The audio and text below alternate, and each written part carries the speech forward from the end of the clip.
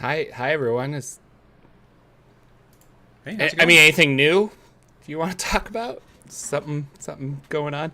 Good morning, ladies and gentlemen. Welcome to the Saturday morning D&D show. My name is Jordan with a silent PH in the middle, and I'm joined by my wonderful co-host Sir Lucian over at Sir Lucian Gaming. Oh, I didn't tell you. Yeah. I'm changing my name. I am one Lucian. Oh, you're okay. This is the next evolution. The next evolution of Lucian will be show. one Lucian. Yes. Okay. Yeah. Maybe I'll finally drop that PH. I don't know. We'll There see. you go. Yeah. The one is not silent. Solidify it, yeah. Hey everybody, lots to talk about on our show. If you're new here, we are a Dungeons & Dragons talk show, kind of talking about tabletop RPG world. And Thursday there was a big mic, not a mic drop, but I like to think of it. I don't even have my notes up. This is how scattered we are right now. Yeah. But Wizards of the Coast announced the future of Dungeons & Dragons in their eyes. And I want to specify that because a lot of people, we don't need to let Wizards of the Coast dictate our game. And I think they want that. They are a multimedia, large company. But I think going forward, we'll always have the SRD. We'll always have the ability to tweak these rules and do whatever you want. I had a really good conversation with my DM, Nathan, about this over our Google chat that we chat with. And he's like, well, how do you feel about this rule? How do you feel about that rule? And I'm like, honestly, I like this one. I don't like that one. I probably just won't incorporate it. You know, that's kind of how it is. But boy, I want to back up a sec before we go dive ahead. in. We dive in, let's get to. We know that announcement's coming up, but we don't know too much about it because we were at Gen Con. Some tweets start dropping that they're going to have a big announcement. Yeah, and they're going to tell us some stuff. So just before we dive into what actually happened, what did you think was going to happen? And did you think what we got was even better than where you thought we would get going, just generally? Mm-hmm. Or was it not what you thought it was and you thought there was going to be more? Or was it exactly what you thought it was going to be? No, so I thought it was going to be Dragonlance. I thought they were going to announce that book, which they did. And then I also thought, because it was like a Wizards Presents, and I was thinking back to some of the early Magic the Gathering Presents, they would show a timeline of all of the decks coming out and things that were getting retired in the standard format and things like that. And so I was like, oh, I wonder if they got a clue that fans like that, and we're actually going to get, like, here are the books for 2023. And that's what I thought. And I was like, maybe they'll hint at, like, we kind of knew a new edition was coming. So I was like, maybe, but like, maybe it's also something to do with the movie. I didn't necessarily think it was going to be this evolution of D&D, like they're saying, because the D&D Next playtest, the Pathfinder 2E playtest were all a year long. And this is slated to be released in 2024. I don't know when in 2024. I'm assuming like summer, but who knows? And so to have it start now, it's a little more than a year, I guess. And so it kind of, I wasn't prepared, but yeah.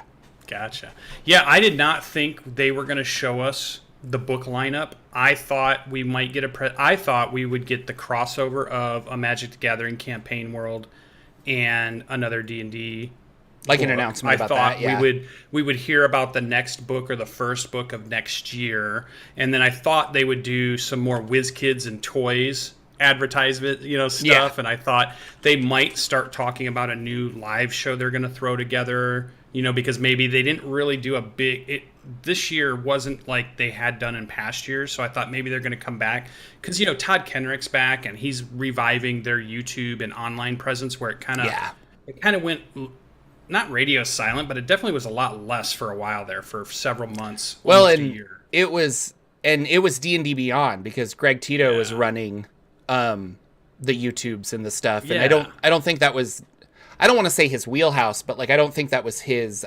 Maybe not what he was paid to do. It was kind of like, well, I do that on the side, and I do this podcast and things like that. But yeah, once they handed the reins over to Todd, he was like, well, I know this. I've been doing it, and he just like we're pumping out content. So yeah. Yeah. So as it starts, and it feels like a pre-recorded but high production value as far as I could tell.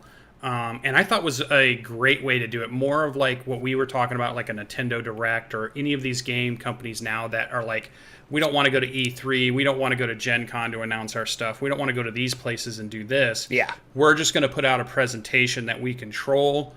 We can do all the presentation. Our people can do their lines, rehearse their lines. Yeah, no if leaks we need that another accidentally, take. yeah. Yeah. Or no technical difficulties to worry about except push play on the button, you know, for whatever they're doing. And I just thought I liked it because it gave us everything we wanted, really, and so much more. So it was definitely so much more than I thought. And I was normally on these, I would say I'm rarely shocked when they announce something. Like, we're pretty good at guessing or knowing a little bit of what's going on, or kind of thinking about, oh, that makes sense, that falls right in line. But this one, I was like, what, they're doing that? What? You know, it's like there's a bunch of them. So I'm super happy, and I was super surprised, and I was like energized after I got done watching that. And then like YouTube explodes and Twitter explodes and Twitch is exploding, and now everybody's just like, you can go find videos everywhere, and there's so much stuff. And now, Jordan, let's get into the meat of all of it. What are we talking about if somebody missed that? Yeah, so the big reveal is Planescape. The end of... No. You called it, buddy. So, well, actually, I do want to kind of talk about that first, I guess. We have a bunch of new books planned, which is kind of cool. And the way I was talking to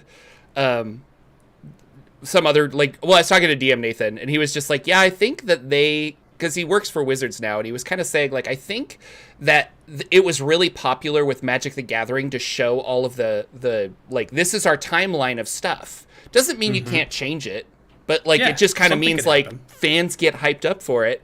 And then the idea was like, well, yeah, you're right. Why don't we do that with D&D? And then I know Wizards doesn't like Ted, and they don't like these people leaking these things, and there were so many leaks. I think Spelljammer was the first time that we were like, oh, that was not leaked, because we knew about Fizzbands, we knew about all these other books. So now they're just like, it's not leaked. Like, here are the books. You don't know what's in them, and that's fine. Go ahead, Amazon. Yeah, exactly. Exactly, because it's just like, we announced it already. So that just kind of makes sense. But we're going to get an anthology adventure called Keys from the Golden Vault. Big B presents Glory of the Giants, which sounds like a Fizzbands Dragon-style book, but for giants. Year of the Giants, they even said. I kind of heard them say. Yeah, it's going to be a giant year or something. And I was like, okay. Yeah. There's now an expansion on the Lost Mine of Phandelver called... Fan favorite. Tentatively called Phandelver Campaign. I think that's probably going to change. There's a class and abilities and spells book called The Book of Many Things.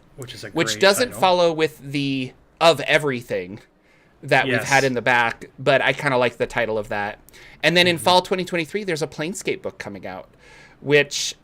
people were losing their minds about, and then Monty Cook went on Twitter, and he just said, where were all of you, and I have this up because I laughed so hard at it, he said, where were all of you enthusiastic Burks in 1998? Because Planescape was like the end of TSR, and it kind of just could have saved it. Could have saved it, yeah. But Chris Perkins said, he tweeted it back at Monty Cook, he's like, I left it this harder than I meant to. And it was just kind of funny because, like, Planescape is beloved, but it didn't save TSR. It didn't, not at the time. At the time it happened. It was like a nostalgia thing for sure. So super, super funny. I love Money Cook.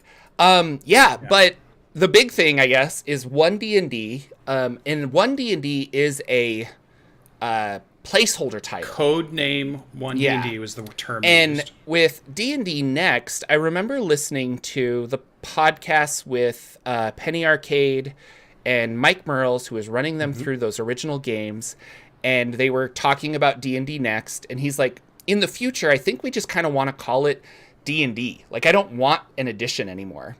So this is something they've been pushing for a long time, but the fan base is like, oh, no, you don't. This is 5e because we've had editions beforehand. And it was. Like, it really, whether they wanted to announce it or not, it was a new edition of D&D. If you look at the playtest rules, they specifically talk about in the 2014 Player's Handbook. So they're not putting an addition on it. They're trying to say, like, your 2014 Player's Handbook is still valid, but the 2024 Player's Handbook will have some updated stuff, I guess. I don't know if that's going to work now. Backwards compatible, so yeah, and then it'll be backwards compatible, which is kind of cool. And that's actually a really good thing, because then, you know, Curse of Strahd, super awesome adventure, iconic. 30 years from now, like, well, not 30 years, but like 15 years from now, my son's just like, Dad, what's this? And I'm like, oh, that's Curse of Strahd. Let's run it. And hypothetically, we can use their like 2020 or 2030 Player's Handbook, and then it'll still work with Curse of Strahd. They might be a little underpowered or overpowered, but the idea is the same. We'll see if that works. I don't know. So yeah, and I think it works. I mean, it's possible for it to work, but obviously your fan base can drive a little bit of that too. Like you could say, we want this to be called 6th edition, and if the fan base says, nope, this is 5.5, you're not fooling us, it'll be 5.5 no matter what they try to do, type of thing. But the one thing I recognized that I think makes it work is if you go back to 3.5 and they're in the throes of here's our rules and we have to do another edition, or we're about to change, they're making core changes from 3.5, thinking about going into 4. They do 4, good or bad, you love it or you don't, it was hated or it shouldn't have been, it was loved or it shouldn't have been, whatever. Now they're starting to think about, okay, we're done, we've gotten through our cycle of 4, we got to make a core change again, because in their heads, they don't think it's as successful. So we got to make another core change to the rules, real significant changes. Because like in 3.5, you're talking about, you know, dropping off how there's certain things about the rounds and how they work, how the combat works, how, you know, the different things are work, the real structure of the game. 4 changes the structure significantly. And then if we're going to go to something different, we have a structure. This doesn't sound like a big structure change. This seems like we're going to fine tune pieces, but the core is staying the same. You're still going to have the same stats. You're still going to do 3d6 plus, you know, you're still going to do we're going to move some places where some of your bonuses came from, but all that language is still there. Inspiration is still there. The way your round works is still there. There's still roll for surprise. There's still your skill list. Maybe they'll add some, but they're not going to say, okay, we're no longer doing skill checks because we came up with this new and inventive way to handle this part of the game, and now here's how you do it. They're like, no, we're staying with what we've got. We'll fine-tune that, we'll add to it or remove something that doesn't need to be there, but the core of it's there. So they might get away with it this time to be able to say it's not much of a change, but really the fan base, it's what are they going to do and what are we going to call it? And I think... And I don't know. Do you think you'll call it 5.5? Because is there going to be a point where people are not adopting this as just the new 5e? Because I've been at tables where they're like, hey, build your character. And I'm pulling in stuff from Tasha's and Ravenloft, and I'm like, what's on the table? What's off the table? And then the DM's like, well, and I'm going to call you out, Silver Boulay. This is my friend Steve.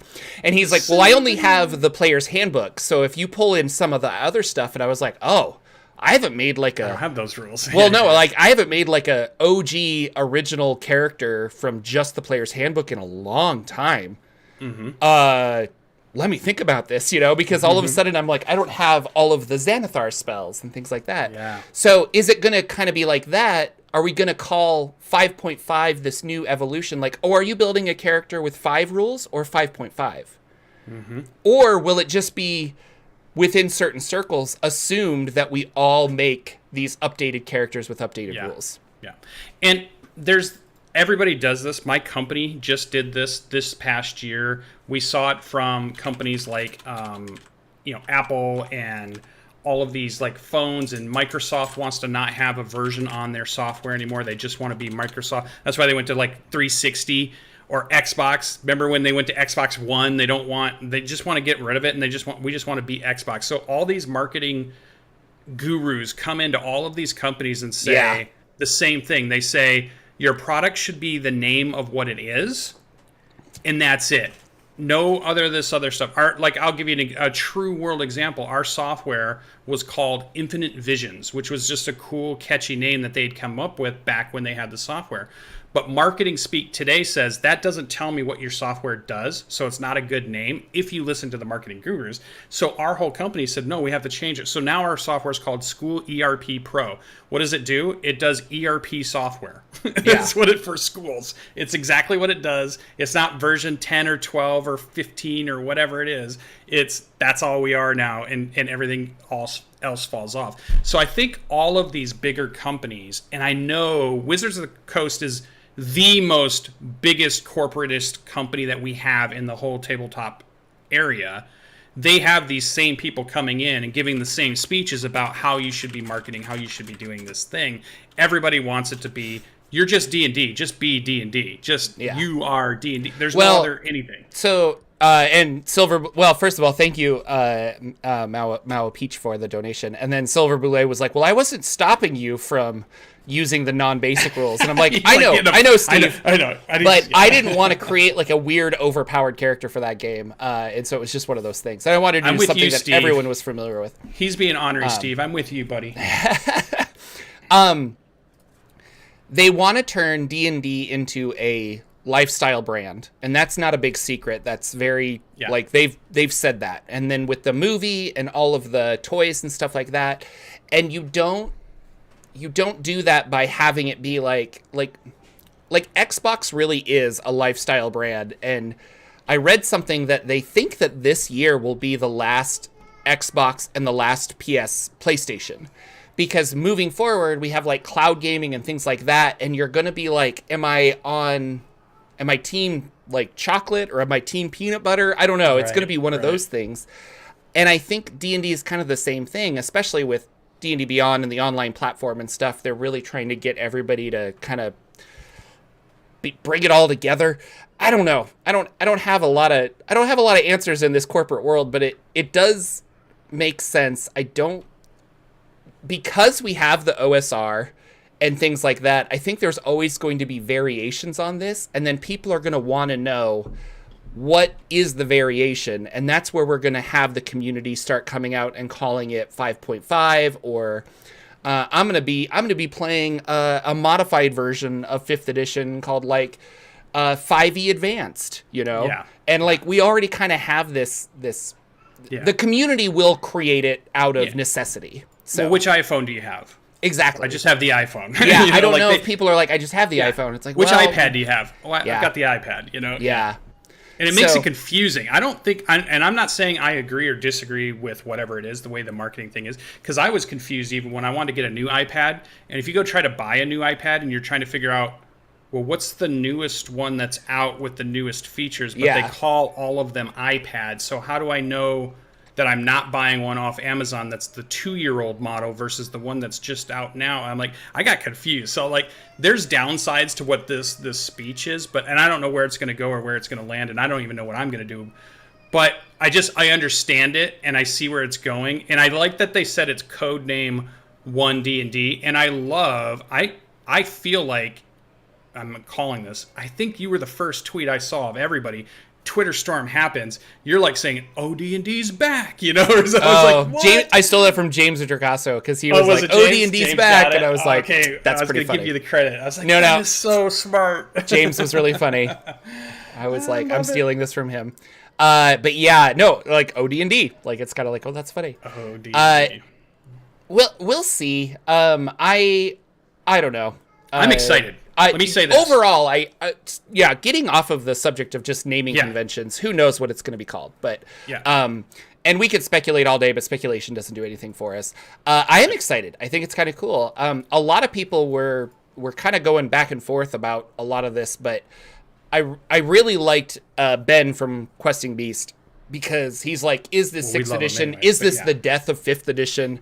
But no, it's the idea that they really are taking Magic the Gathering as a business model, and they're trying to apply it to Dungeons and Dragons. And so it will be like, here are the new books. And then sometimes you look at it and you're like, oh, this is banned. This is not banned.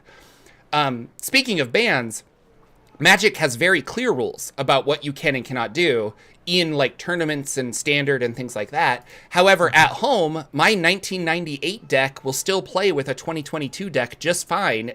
One of them might be more overpowered than the other, but the cores of Magic work, the cards are the same in that sense. Like the core of Magic works.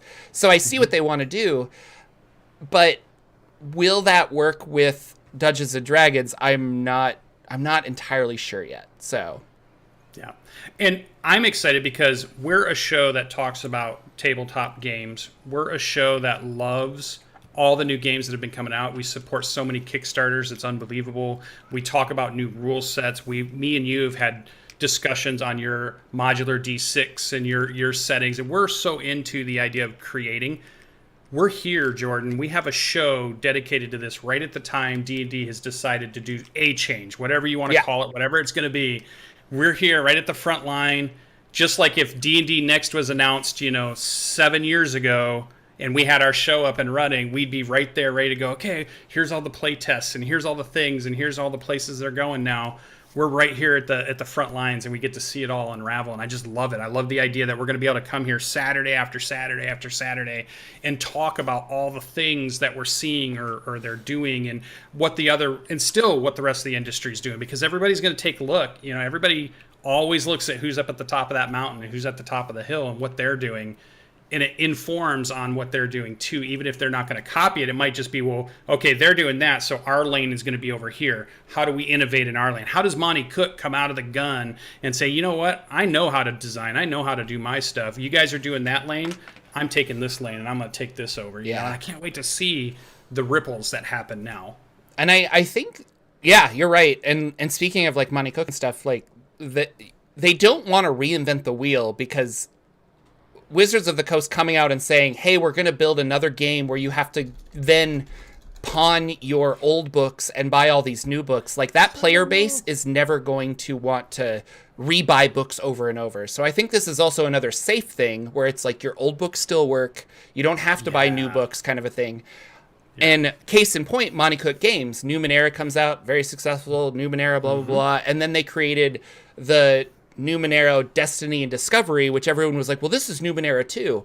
It really wasn't, though. No. It was Numenera in one book, and then some expanded rules to do other interesting things in the world of Numenera. Plus? Yeah. Numenera, and it was the same thing. All the old adventures work with this Numenera Discovery and Destiny. All of these, and Monty Cook's only 10 years old, but to the point of D&D, or one D&D, 2024 will be 10 years since the 2014 Player's Handbook came out. Yeah. I like this comment I got that I know we're getting off the name part, and we'll get past it, I swear to God. But Cyberwolf, one of our good people that we played games with before, Cyber. And he's out here. He's like, it's the new Super D&D 5th Edition Turbo, and it features Dante from Devil May Cry. I was like, that's where we're at now. We're like, and people might call this, they might not even say it's a name now, but I could see them saying, hey, is this like Super Nintendo, or now it's not just Nintendo, it's Super Nintendo. Is this D&D Super, or is this Turbo, or is this Super D&D Turbo Alpha 2? Yeah. Enterprise Edition, or there's just something else in there. There could be a whole word. Well, and that brings me to the franchising. So in that same thing, they said, hey, we got a Magic the Gathering Lord of the Rings tie-in. We've got this. I remember back in the day, they had the Stranger Things Magic the Gathering and the Walking Dead Magic the Gathering. Mm-hmm. Is that what they want to do for D&D? Like, eventually it'll be like, we already kind of had the Stranger Things D&D tie-in. But do they want, like, hey, we're creating a new player's handbook, but this one is Devil May Cry D&D? You just blew my mind. Are we getting a Doctor Who Dungeons and Dragons campaign world? I wouldn't be surprised, in all honesty. I don't know. Like, are the core rules going to be that flexible that they're going to be able to apply whatever they want on, rather than you're right. We have a Rick and Morty D&D. We have this. Is that the way they want to go? Like, So I don't know. So let's break that down a little bit, tiny bit more. So Keys from the Golden Vault anthology starting off winter 2023. I think even January, February. I think. Yeah. So first book, kick off the gates for 2023. We throw an anthology. Keys from the Golden Vault. What are we thinking? What are we getting from this? Because I heard that it was like a heist book. And that's right. They said heist. Yeah, it was a bunch of heists in it. So I'm wondering if it's like. Yeah, if it's just like, here's kind of a dungeon, here's a vault, or here's like, I need you to escort this person out safely or something. We'll see. how many different it's another heists. Candlekeep, it's another Radiant Citadel, which those aren't good or bad. You have to read them when they come out to decide if they're good or bad. So Yeah, and that means DM-centric book, right? So you're going to start year off again with another DM-centric book. I keep thinking they're going to get away from these anthologies. As much as they like doing them, they're so easy to do. It's not a book that a player buys, though. Of course it's a book not. that But DMs buy or collectors buy, but that's it. You want to sell books that everybody's going to buy, right? So, but you're right. Maybe they're just they like doing them. They're easy to do or something like that. And we know. Let's put this out there. Warhammer 40K D&D. We just got that in the chat. That could happen. Don't start with me. Whoever put that in the chat, you will blow my mind as it is. And you killed where I was going, Mister. Who put that in chat? Tell me. That was Mr. AJ Pickett. Mr. AJ. But no, you're right. They're not player centric books. But at the same time, I think they'll have enough little things in there that people will want to buy them on D&D Beyond and stuff like that. So here's the comment where I was going. We know they have a big pipeline as far as they are planning out many years in advance. They're one of the few companies that can do that because they have so much in the works. So it does make sense that they can say, well, let's do an anthology here. Let's do this book here. Let's do this book here. Because they really are planning for 2023, 2024, and they probably already know what 2025 and 2026 tentatively might look like already. No, they do. How big their pipeline is. Not everybody does that. Not all the company. I think some companies are just, what's our next book? Let's sit down and talk about it.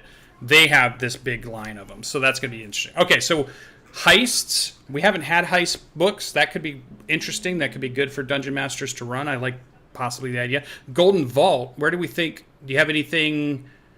Golden Vault, do you think it's Forgotten Realms based? I mean, all these anthologies have been Forgotten Realms centric, even though in the beginning they might say you could put this in your campaign world or this would work in this other area. Well, they've had names like Tales from the Yawning Portal, but like Ghosts of Saltmarsh wasn't. Or AJ, what do you think Golden Vault? If you have a lead on where Golden Vault might. No, I think you're gonna be presented with a bunch of keys that open a vault door, and then there's like a weird heist inside or something. What if it's your obelisk thing? The obelisk, obelisk theory, the obelisk theory. I don't know. All right, so we don't know where Golden Vault is. Okay, Big B presents Glory of the Giants. Okay, so we know Big B. Why? Because Big B has spells. Yep. Right? He's got a big hand. And so he's a wizard that hasn't got a book yet, right, in 5th edition. Correct. But he's going to do... This is like a Fizban's book on dragons, but it's going to be on giants. So I think we'll get the history of giants. We'll get some, like, maybe you're a half-giant race. We'll get some giant-centric class features. And then there will probably be a section on, like, runic magic that you can use and be, like, a giant section of runic magic. That's something else. And we saw UAs. We saw UAs that would tie right into that. Yeah, with the primordial stuff, Yeah. But again, this is before. This is all 2023. So yeah. And so that's what I think it's going to be. And then you're right. Not you're right, but the last three we really don't know anything about because Phandelver campaign is that the Book of Many Things is going to be player options, and it's kind of cool because now we're going to get UA and we're not speculating on what the book is going to be. We're going to be like, oh, that's probably going in this book, you know? It's kind of interesting. UA will be fully relevant to the test that they're because doing we look now at that, we're like, there's not a mysterious release. You know, they start like saying, hey, we're going to do Kender playtest or something, and you're like, oh, well, that's going in the Dragonlance book, of course. So. Yeah. And then Planescape. Yeah. Which is big and huge. Especially, and a little odd, especially after creating Spelljammer. So you release Spelljammer this year. It's something that interconnects and ties worlds together and stuff like that. But Planescape, in the current cosmology, which I believe they're probably going to keep because it was the most popular one, which is the 2e version with the Great Wheel and stuff. All of those different worlds has so much information and so much player potential. And then to have a hub like Sigil, and then you can go there and go out and stuff like that. Soft G, hard G, I know. Sir. I get confused. I always say it the wrong way in my head, and then I'm like, that was wrong, and I have to correct myself. So, well, here's a question too. I remember when Planescape for 3.3 3rd edition, 3.5 editions happening.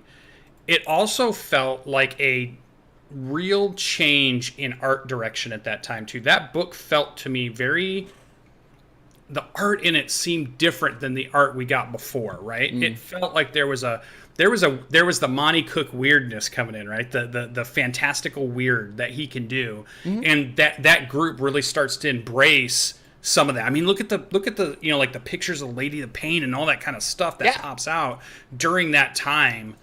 It's a pretty big difference. Do we think we're going to see something similar here when they bring that book back? No. Because, the reason I say that is 5th edition has had a very across the board consistent art style. Yeah. And they have senior directors that are there to manipulate that art style. There are some changes here and there, but it will not be that interesting art. Yeah. I don't. You think they're settled on it? They'll just keep reiterating what they've got. Well, they've got their formula for this version, and then any other new, player's handbook that comes out in 2024 plus will be different. So no big jump. All right. Well, I'm excited. What's chat saying over there for you? Are they excited, or we got a bunch of excited people? We got a bunch of downers. I think it's cool. Happening? It's gonna be awesome. Like, oh yeah, and then someone says, well, the Fizzben's art was kind of all over the place a little bit, but like I don't know, they have it's not a drastic change of style. I think they work with their artists really well. Yeah. Now, their artists, I think they've expanded who they're working with to have a lot more representation, and they've allowed a little bit of leeway there. But I think I'm with Jordan. I think you can see the hand of a full design director behind the whole thing and keeping things close. Maybe there's that plus or minus where their line is, but it's not that far off. They're not like all of a sudden everything's black and white drawings or everything's all of this, super futuristic style drawing. It's like they're pretty close to the same kind of mainstream that they've decided to go with. So and it's an interesting style because if you look at Paizo's style, and I love that style too, but it's a different style. It makes their books stand out. It's still about Dungeons and Dragons and goblins and orcs and humans and elves and dwarves, but it's different. No, the goal is to flip through a book and be like, oh, that's a Pathfinder book. Like that's what they want. But before it was, I think the goal was, oh, I'm flipping through a book. Oh, this is a Planescape book. I want to get this. But we've talked about this on the show in the past, is that they fractured their buying base so much by making, oh, well, that's clearly an Eberron book.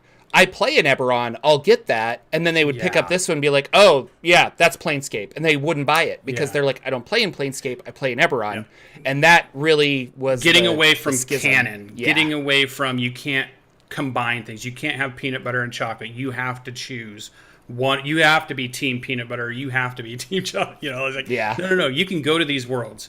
You can get to every single one of them. Gates and spell jamming and maybe planescaping and whatever it might be. You can get there. We don't want these things. We want to embrace multiverse. We want to embrace everything's connected. We want to embrace everything works together if you want it to as a dungeon master. Also, I want to point out, this is a side tangent, but Keith Baker, after the release of Spelljammer on Tuesday, Keith Baker came out with a really great article of, again, you don't have to have, but like, let's think about Eberron using spacefaring technology. Love it. And he called it cyberspace, which I thought was really great, with an S because of because of the dragon above, and what it would be like to visit the moons and how you would do that. And I was like, that's really cool. So like you can embrace it. You can embrace it if you want to. You don't have to, but you can. But speaking of embracing things, did anything super stand out with this playtest for you that came out? Do you want to jump to there? Or do you want to talk about Dragonlance at all, or what? We can talk about Dragonlance. I don't care. I'm not interested in Dragonlance. It's Shadow of the Dragon Queen. I don't know anything about it. I did like that Lord Soth was on the cover. I thought that was kind of cool. But I thought the cover art was interesting. A lot of people were. I think it's popping. Also an adventure. So and there's a battle game that is coming out at the same time, maybe connected. I'm not sure. Yeah, they said it. It was a standalone board game, but I wonder if they're going to incorporate the two. What do you think? The person I saw that talked about it, he said you could use this to do the mass battles, and you could go right back into your campaign. Oh. So they are doing it in a way that it can be it can be a game that people just buy and they play a board game, but it's also a game of battles. So I think it's a way for them not to have to put battle rules in the system. They can use this other way to try to do it, which is interesting because Coville is building battle rules and these other companies have been building battle rules to give us. It was interesting to see that, if they're going to do that or not. That's clever to do a tabletop game or a board game, or to partner with somebody like the 40K or the Games Workshop and say, hey, we need a mass battle system that fits right inside with when we're playing our Dungeons and Dragons games. Do you guys want to partner with us to give us like a tabletop skirmish game that we could sell as a standalone? I mean, I'd be jumping all over that. But I was like with you, Dragonlance did not grab me. I was not the fan base that was screaming for Dragonlance. I was not the fan base saying, "Oh my God, we got books coming back out. I can't wait to read them again." Because I felt so bad at Gen Con. I was like, the R.A. Salvatore line was easily 20 times longer than the Margaret Weiss Dragonlance line to get books signed. So sorry, but as I saw the book and as I'm seeing the presentation, I am interested now to where I was disinterested before. I'm happy they're going to put a book out for Dragonlance fans, and that's great. It's a campaign world that should have it. But I wasn't interested. But then I started seeing just a couple things. I saw the artwork a little bit, so now I'm a little interested. So they've moved my needle a tiny bit, not a ton yet, but a tiny bit. Are you interested enough to pre-order it and the game to get it 2 weeks early on D&D Beyond? No, sir. I am not. That was something I wanted to talk. I thought was interesting is that if you pre-order it, you get it on D&D Beyond 2 weeks early. Does that mean all of these book reviewers that are getting the books early and doing their YouTube streams and their flip throughs and stuff, are those kind of going away? Because now anybody can pre-order it and then you can stream it on that. Or are they getting it literally a month early? Yeah. I don't know. That'd be interesting. Well, and let's even talk about that a little bit. There's a couple of bombshells that are happening. If you're just looking at product lineup and you let that happen and you didn't listen during that show what else was happening, you are getting PDFs and books now. Like they were saying, you get an electronic. I thought they were saying you have both now. It seemed to me like when you get your book moving forward, you're going to get a key for D&D Beyond. I think that's what they want to do. Or you get a discount if you buy both or something, Yeah, because they didn't say, was it you get it for free? But it's not a PDF. Don't say that it's a PDF. No, it's access to D&D Beyond. So they can always take that away. Yeah, that's true. Zris says they did do that, but it costs an extra $10. So you have to buy the book plus an extra $10 to get that code. Okay. So that's a step in the direction we wanted them to go, right? Maybe we didn't want that price, but we talked about this like for the last 2 weeks. We brought this subject up that we were looking at other companies and buying their books, and the first question we asked them at their booth was, "Oh, do I get a PDF with this too? Because I love your book and I want to flip through it, but I also need it on my iPad or my laptop when I'm running the game, or I need to look something up quickly." Which is easier. And like, oh no, sorry, you have to buy it. This is separate. And that was like a turnoff for us, even though that's how Wizards of the Coast has put their foot down for so long.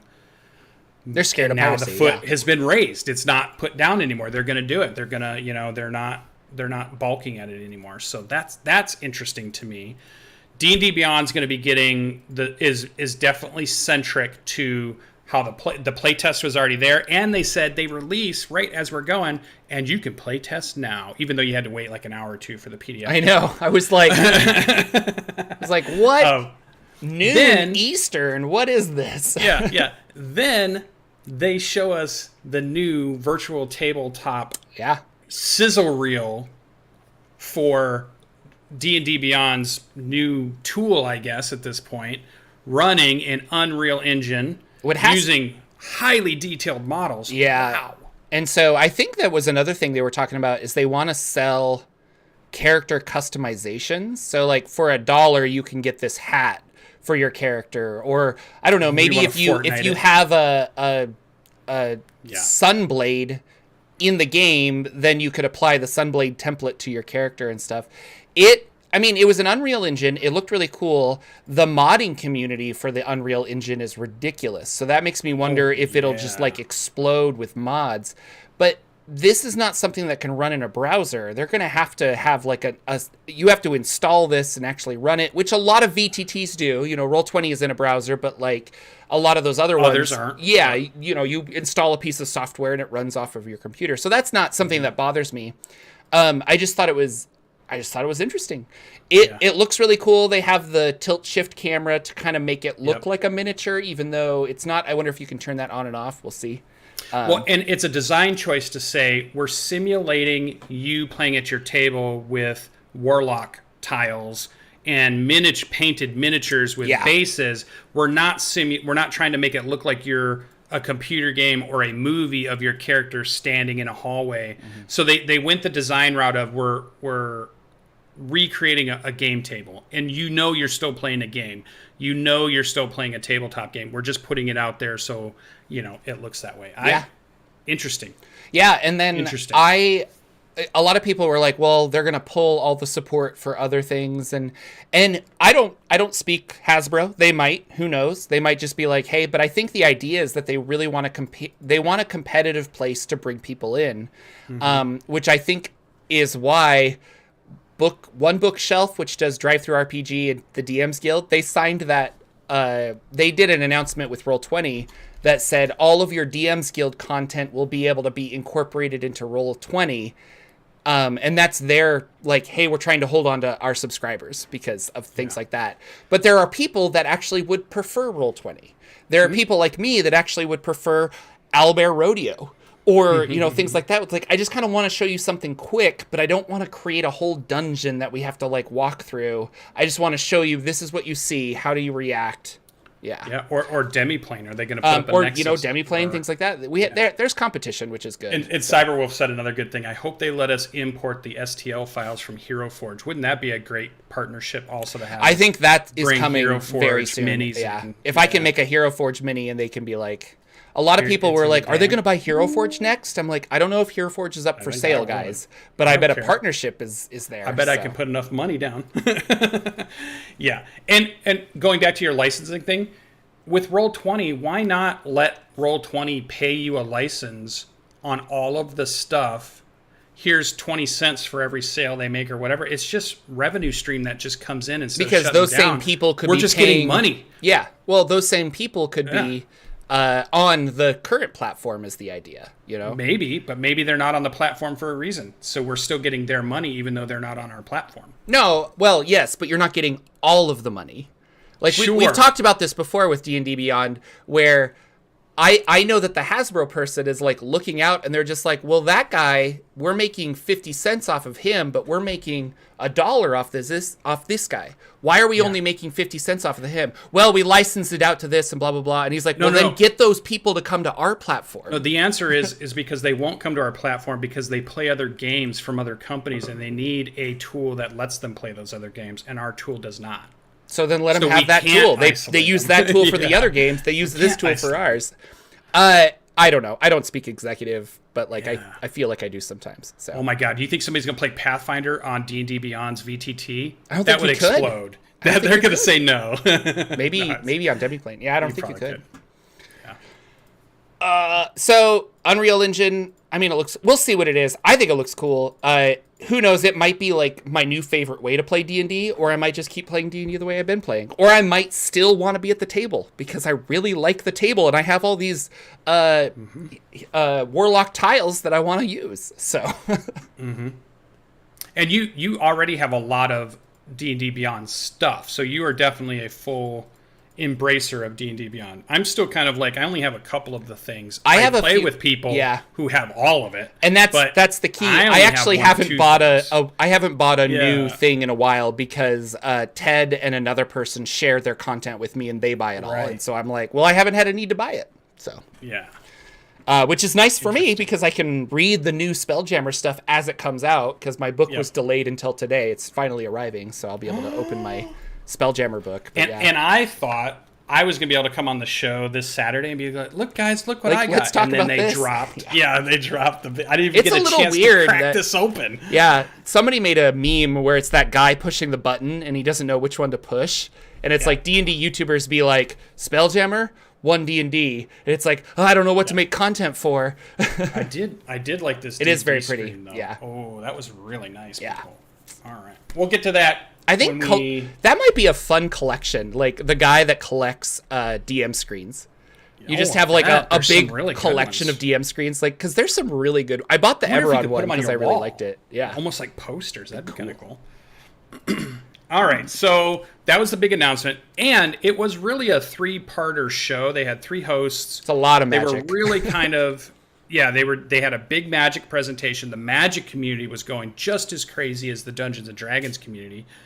No crossover stuff that I saw of the 2 this time. Not that it's not going to happen still. I almost feel like there's probably going to be another Magic the Gathering book.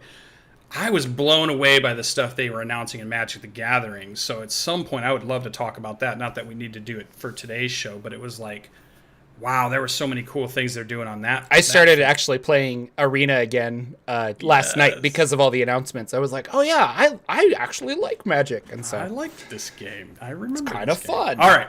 So the playtest is out. It drops. Hour or 2 later, you can get the PDF. You can go look at it. And then again, not only did Twitter blow up and videos and YouTube blow up with everybody giving their opinions, now they jump on to, from the announcements, now they're looking at these rules and everybody has opinions about good or bad or what is this or what is that. What have you gone through it in detail? Have you read through the whole thing? I got to go through it pretty much last night, pretty in detail. Yeah. So I feel like I have a good understanding. Well, then I would like to ask you. Yeah, I'd like to actually get your thing. I have read it. I have not read it in like super detail, but I got the gist of it. Is that they're consolidating races, which I thought was kind of cool. So you're not like, I'm a forest halfling, or I'm a forest gnome, or I'm a whatever kind of gnome. Now you're just gnome. You're just dwarf.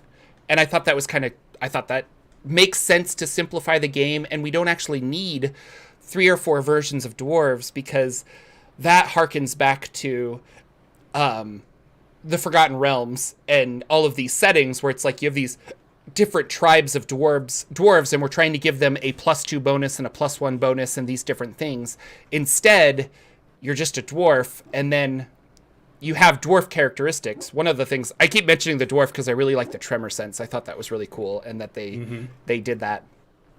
But kind of like Dragonborn, like your draconic ancestor, select one. If it's red, it's fire. If it's silver, it's cold. They're doing a similar thing where, like, we don't need, like, oh, I'm a fire dragonborn, and it's a whole different stat block from other things. And I thought that was really cool. And same thing with elves, like, choose your kind of elven ancestry, and it defines you a little bit more. Yeah, but you're not like, I'm a high magic elf, I'm a forest elf, I'm this kind of an elf. Let the players decide as they play, instead of trying to shoehorn them into, well, you know, and then we get into the same problem that we've had, I feel, with 5th edition, where people are specifically choosing that because they want the stat bonuses instead of actually wanting to play a forest gnome. Like, what about the forest gnome that you really want to play? And it's like, well, no, I just want that dex. It's like, okay. And then Tasha's got away with that, or did away with that, which I liked. So all of that is really cool. Go ahead. Let me unpack a little bit there. Yeah. There is another video you can watch with Kendrick and Perkins talking about these rules. They do a UA. There's one out on their channel, and he dives into it. And the thing that I got from watching that they were saying, or not Perkins, I'm sorry, it was Jeremy Crawford. And he was saying this time we wanted to make sure that we were doing he kept saying like the dwarfiest dwarf, or the elfiest elf, or the dragonbornest dragonborn. And they were making sure that you had the race choice, but then because there's different lineages that could be in different worlds, the way you are a dwarf in one world might be different than a dwarf in another. He was like, those are your heritages, those are your lineages, that's not necessarily what your race was. So you're right, there was this divergent of, let's pull that piece off and then put it in a different spot that it makes sense that you can get and pick and choose the abilities that fit with your world or whatever. And I thought I saw like 30 feet was kind of like, we saw that there where the speeds were kind of ironed out. And they even said like in the dwarf one, which I think is a good one too, is like they talk about dwarves of many worlds.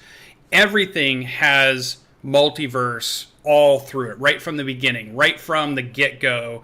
They're reminding you as a player. And if you're brand new, when you get this book for the first time, you're going to be indoctrinated into, this is a game that can span many different campaign worlds. So whoever your dungeon master is, they may have you playing in whatever world, and you'll pick from choices of that. And I think it was a good idea to kind of to push that piece off in it. But here's an interesting one. They did the size thing where humans you can pick to be like that medium size, but you could pick to be the really small size, right? And they said, on some of those, I thought that was an interesting change. Like the human, it said you could be 2 to 4 feet tall if you really wanted to, and that might fit in with a different campaign setting or a different campaign. Or maybe you just are a 2 or 4 foot tall human, and you just be, that option's there now. And well, I think the big thing is like, why are we limiting players on anything? Yeah. Why are we saying, hey, all humans have to be like this, or all orcs have to be like this? And I kind of like that, because really it should be up to the dungeon master, where you're like, I'm sorry, all of my elves are 5 feet or higher. And you're like, okay. And then you go somewhere else and they're like, all of my elves are 3 feet. You're like, oh, Yeah. okay. It also gives me the hope of making a half-halfling, which I think is really cool. So Yeah. And they talk about, you've chosen your class, which it sounds like when they structure this book, it sounds like when they go through what they want you to do to teach you how to build a character if you don't know how to do one. Yeah. It sounds like they want you to choose your class. And then it says after choosing your character's class, here's 3 things you're going to choose next: race, background, language, right? And so it was like character races, character backgrounds, character languages. And now, big bombshell for everybody, the feat, right? A first level feat for everybody, or feats that are relevant, and feats that have levels now are now being indicated. And we see that in this. Yeah, also. so feats are going to be a big thing of really augmenting your character, which is the power creep that we've talked about before. But if the whole game is fundamentally about that, it doesn't necessarily feel like power creep. But what I think it will do is those older adventures that are, quote, backwards compatible are going to be a lot easier than they were before. So yeah, and they don't minimize the list, and the changes of are not races. set in stone. AJ was right. He just said that. Like, changes are not set in stone. This is all UA like UA. testing. You're like, you're right. Yeah. So we're kind of They're talking like adding- it's absolute when it shouldn't be. Yeah, So no, they're adding Ardling and Orc to basically what the player handbook will have. Isn't that interesting? yeah. That they're adding 2 more.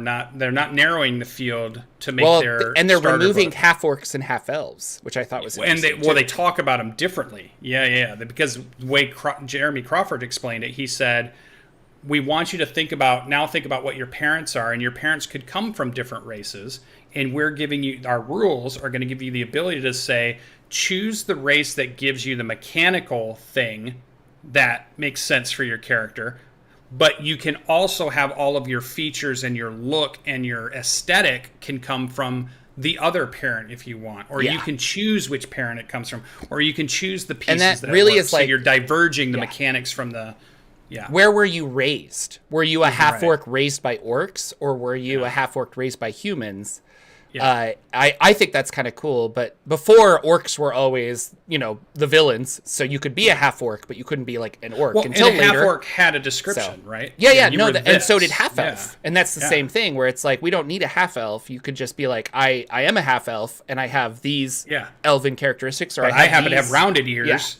Other half elf, a different half elf might have pointed ears. And the Ardling was interesting because it's the antithesis of the tiefling.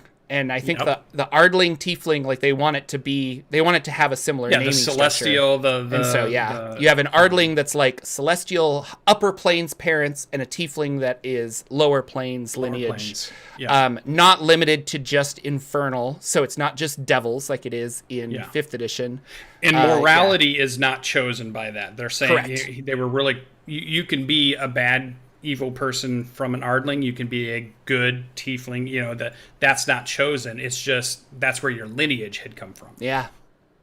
So it's interesting. We kind of knew they wanted to go in this way, and it does open up customization for players. I think it's where the player community wants to go. I don't think I mean, maybe there's some, but I don't think there's a lot of people or enough people that we care about that are like, no, dwarves have to be this, and you should be limited, and you shouldn't be able. They should only be able to run 25 feet. Why are you? You know, I don't see a lot of that kind of uproar. I do see some other uproars about other types of rules and things like what are they going to do with inspiration, or what are they going to do with luck, or what are they going to do with this and that. There's a lot of different sides to those conversations, but I didn't see it for this. In our last 5 minutes or so, and maybe we'll go over because this is a big day, but specifically the rolling a 20 and critical hits.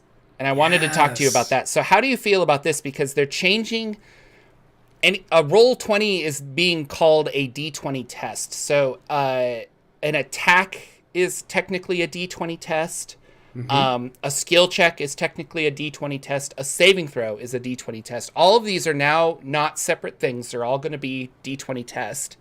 And the big thing is that if you roll a 20, it's a natural success. And so we were talking about this. No matter what. Yeah. No matter minuses. So a skill check before, and I was using this when I was talking to DM Nathan, is that if you are a wizard with an 8 strength, so you have a -1, I think, to your strength, and to break down the wooden door, it's a skill check of 25. I can only ever roll a 19, 20 -1. I will never get to 25 to be able to smash down that door as a wizard. With this new ability, I can, because a 20 is a success, and so the wizard breaks down the door. A lot of people treat skill checks like that already. Sometimes they're just like, oh, I got a 20. Okay, you succeed. Because 9 times out of 10, I feel like you've met the number, but there are those moments where a wizard tries to break down a door and they can't do it. So how do you feel about that? It's interesting because we do it in our game, and how I've handled it in my game, my Tuesday night game. This actually came up mid-game because our Dungeon Master's like, you know, you guys also get to roll double damage, and you have critical hits and critical fails, and how do we want to handle a 1? Because some people like to have all 1s are an automatic fail. They want that chance that everything can possibly fail, and that chance that everything could possibly succeed.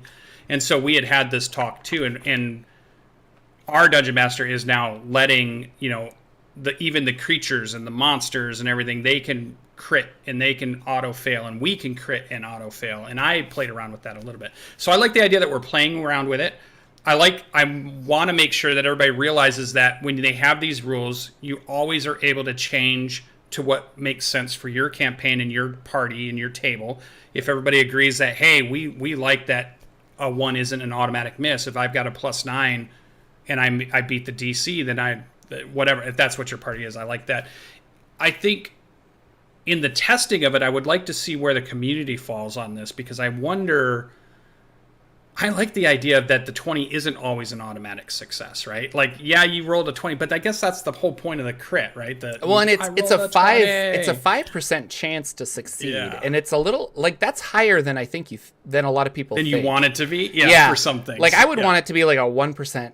But yeah, Silver Boulet makes a good point. Like, why would your DM let you roll if you can't accomplish it? And I think that's something that I've done a lot, where a lot of times I'll have people like, hey, the barbarian's like, well, I want to try and roll Arcana and understand that. And I'll just say, well, if you're not proficient in it and you're a barbarian, I'm not going to let you roll. Yeah. Because there is a chance. We've been trained to say not no. Yeah. We've been trained to let them do what they want. So you're right. There's a part of me that's like, I'm not going to let you do that. And they might just be like, oh, that's kind of frustrating. And this kind of comes back to, we were a DCC game that I was running where the thief was like picking locks. And then the halfling was like, well, can I pick the lock? And I'm like, well, you're kind of stealing the thief's thunder if you can. The whole point of her being a thief is that that's what she can do. So I don't want to let you do that because that's her thing. You don't have the skills. Yeah. You don't have the training. You can't just walk up to a lock and just do it. And so it was one of those things where I'm like, I think... But I don't want to tell you no. Well, if this rule was implemented where a 20 is always a success, it does simplify the game. But I think I would have to step in a lot and say, I'm sorry, 8 strength wizard, you're not allowed to roll because no amount of rolling... from my mind, will let you break down that door. You need to think of a different way of doing it. And Zris is really good where he said, you still can't shoot down the moon. And it's like, you're right. Like, I can't be like, well, I shoot the moon. Well, I rolled a 20, I succeed, right? And you're like, well, no, because you can't do something that's physically impossible. But I think that we need to have clarification in the rules for that. Sure. And I think it needs to be stated that if the DM feels that it is impossible, you're not allowed to do it. So that was my one grievance with it, is I didn't really like that about the 20. Go watch the video where they're talking about it with Jeremy Crawford, because you get their insight in the change to the 20 and getting inspiration when you roll 20 and how inspiration works. He talked about it as, we want to experiment with the party or the character getting a moment of momentum and then building on that moment of momentum. And that's why they're trying to make it easier, and it can compound and get kind of powerful if it starts to align correctly. And they want that, they're saying they're testing out this idea of, you've built momentum and that's going to carry you through the fight differently than if everybody was just rolling their, nobody had rolled a 20. And it's like this moment of, this is way outside of what was supposed to happen, and now it's going to avalanche into, helping you. And which players like to feel powerful, so it kind of makes sense, But I would argue that players like that, I didn't think we were going to survive, and we did feeling. And I don't think that momentum allows them to feel that. So definitely both sides of the coin, right? Yeah. There's always a couple of ways to look at it. But I would need to play, I think, and that's the whole point of the play test, is I need to play and be like, okay, this does make sense, and it is fun, because I can't in my head be like, well, I don't like that. Like, who knows? I need to play it first. I'll give you a true relevant example, like shooting the moon. We're like, oh, okay, But here's a good example. We have a character in our campaign right now that can get an AC after somebody buffs them with a spell and they do a certain ability and they have a feat that's all of a sudden like a 27 AC or a 28 AC. When we go to fight the orcs, there's no way, unless you allow a 20 to be an automatic hit, for them to hit this character. So there's just no combat then at that point if your AC is that high. So because they've introduced something that allows your total to go that high, that goes so high the 20 can't actually get you there, I feel like you almost need it. And that's why Danimal, our Dungeon Master, said, I need the 20 to be an automatic hit, because there's no way I'm going to hit the dwarf who's sitting at an AC 27 moving through this campaign at this point. So I want to clarify, though, in the rules of 5th edition, 5e, an attack does always succeed on a 20, no matter what. Yeah, right. But not skill checks or saving throws, which was, what I wanted, which is what they're changing. But you're right. And he does need that 20, because it's like, otherwise I can't hit you. Yeah. It's not defined as when the Dungeon Master is rolling or the player's rolling. That rule is defined as a player roll at this point. That a 20 is always a hit? Oh, yeah, it's a D20 test. So whatever they define a D20 test as, and that could be player or whatever. Yeah. But to make it, again, easier on the players, critical monsters don't crit anymore, which I thought was interesting. I don't know how I feel about that either, because I like this. I like the swinginess of it. I like Dungeon Crawl Classics. Go ahead and take a drink. Like, I like the randomness. We're all gonna die. We have to be careful. But I think 5e and going forward, people really like feeling like superheroes, and so. But if you're all powerful, is it fun anymore? Like, well, right, and I think that's why you still have this game isn't original D&D anymore. This isn't the game where you're the farmer who picks up the pitchfork and you run through the funnel that is meant to be hard, and you're meant to die, and your hit points never get very high, and you never are truly powerful.